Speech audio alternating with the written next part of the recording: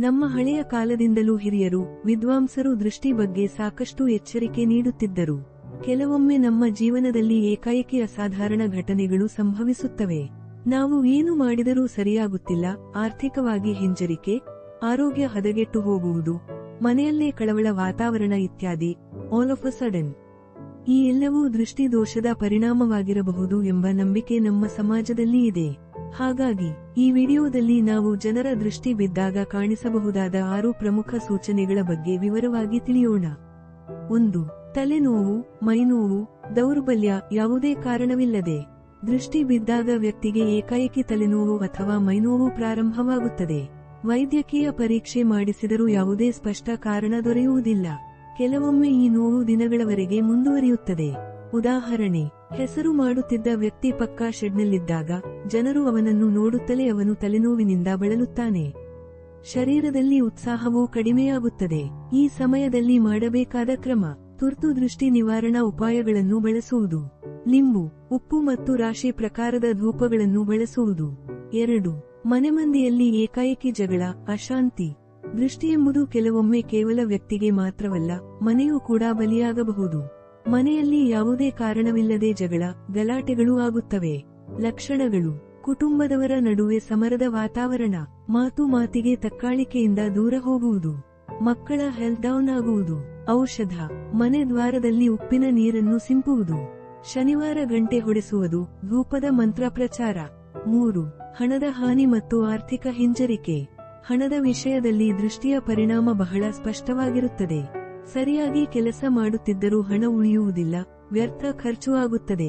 ಲಕ್ಷಣಗಳು: ಹಣ ಕುಗ್ಗುತ್ತಾ ಹೋಗುವುದು, ನಿರಂತರ ಸಾಲದ ಒತ್ತಡ, ಹೊಸ ಕೆಲಸಗಳು ವಿಫಲವಾಗುವುದು. ನಿವಾರಣೆಯಾಗಿ ಶುಕ್ರವಾರ ಲಕ್ಷ್ಮೀ ಪೂಜೆ ಮಾಡುವುದು, ಹಣದ ಮೇಲೂ ಉಪ್ಪು ಎಳ್ಳು ಶುದ್ಧೀಕರಣ ಮಾಡುವುದು. 4. ಪುನಃ ಆಕ್ಸಿಡೆಂಟ್ ಅಥವಾ ಬಿಕ್ಕಟ್ಟು.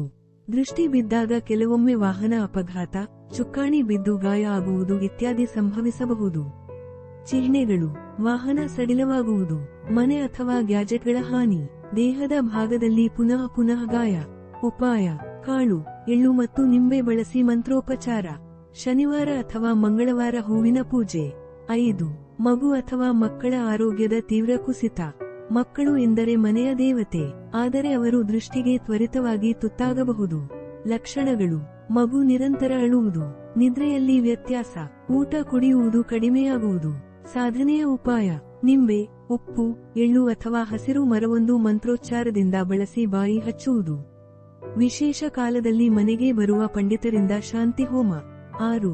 ಮನಸ್ಸಿನಲ್ಲಿ ಆತಂಕ, ನಿರಾಶೆ, ಗೊಂದಲ. ದೃಷ್ಟಿಯ ಪರಿಣಾಮ ಮನಸ್ಸಿನ ಮೇಲೆ ಹೆಚ್ಚು ಬೀರುವ ಸಾಧ್ಯತೆ ಇದೆ. ಇದು ವ್ಯಕ್ತಿಯ ಮನಸ್ಸನ್ನು ನಿರ್ದೀಪಗೊಳಿಸುತ್ತದೆ. ಲಕ್ಷಣಗಳು: ಏನು ಮಾಡಿದರೂ ನಿರಾಳತೆ ಇಲ್ಲ, ಕಳೆಯಲಾಗದ ಆತಂಕ, ನಿರಂತರ ಭಯ ಅಥವಾ ಕೆಟ್ಟ ಕನಸುಗಳು.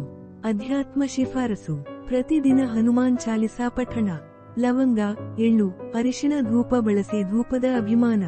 ದೃಷ್ಟಿಯಿಂದ ರಕ್ಷಿಸಿಕೊಳ್ಳುವ ಟಿಪ್ಸ್: ಮನೆಗೆ ಬರುವ ಮುನ್ನ ನಿಂಬೆ ಧೂಪ ಹಾಕುವುದು, ಮಕ್ಕಳಿಗೆ ನಿರಂತರ ಕಾಲದ ಕನ್ನಡಿ ಅಥವಾ ಕಾಜಲ್ ಹಚ್ಚುವುದು, ತಮ್ಮ ಹತ್ತಿರ ಯಾರಾದರೂ ಹೆಚ್ಚು ಕಣ್ತುಂಬಿಕೊಂಡು ನೋಡುವುದಾದರೆ ತಕ್ಷಣ ಉಪ್ಪು ನೀರು ಹಾಕುವುದು, ಪ್ರತಿವಾರ ಮಂಗಳವಾರ, ಶನಿವಾರ ಹನುಮಾನ್ ಮಂದಿರಕ್ಕೆ ಭೇಟಿ ನೀಡುವುದು, ಮನೆಯ ಬಾಗಿಲಲ್ಲಿ ಲಿಂಬು ಕಪ್ಪು ಮೆಣಸು ಬಳಸಿ ಟಾಂಗಲ್ ಹಾಕುವುದು.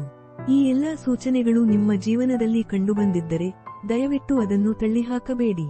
ಇದು ಸನ್ನಿವೇಶವನ್ನು ಸರಳವಾಗಿ ನೋಡಿದರೂ ಅರ್ಥಮಾಡಿಕೊಳ್ಳದಂತಿರಬಹುದು, ಆದರೆ ಅದನ್ನು ಸರಿಯಾದ ರೀತಿಯಲ್ಲಿ ಪರಿಹರಿಸಿಕೊಳ್ಳುವುದು ಅತ್ಯವಶ್ಯಕ. ಸ್ನೇಹಿತರೆ, ದೃಷ್ಟಿ ಎಂಬುದು ಕೇವಲ ಶ್ರದ್ಧೆಯ ವಿಷಯವಲ್ಲ. ಕೆಲವೊಮ್ಮೆ ಇದು ನಮ್ಮ ಜೀವನದ ದಿಕ್ಕು ತಿರುಗಿಸುವಂಥ ಪರಿಣಾಮ ಬೀರುತ್ತದೆ. ಅದನ್ನು ಗುರುತಿಸುವುದು, ನಂಬುವುದು ಮತ್ತು ಸರಿಯಾದ ಸಮಯದಲ್ಲಿ ಪರಿಹಾರ ಕಲ್ಪಿಸುವುದು ನಮ್ಮ ಪಾಲಿನ ಜವಾಬ್ದಾರಿ. ಈ ವಿಡಿಯೋ ನಿಮಗೆ ಇಷ್ಟವಾಯಿತಾ? ಇದನ್ನು ಲೈಕ್ ಮಾಡಿ, ಶೇರ್ ಮಾಡಿ ಹಾಗೂ ನಮ್ಮ ಚಾನೆಲ್ನ್ನು ಸಬ್ಸ್ಕ್ರೈಬ್ ಮಾಡಿಕೊಳ್ಳಿ. ನಿಮ್ಮ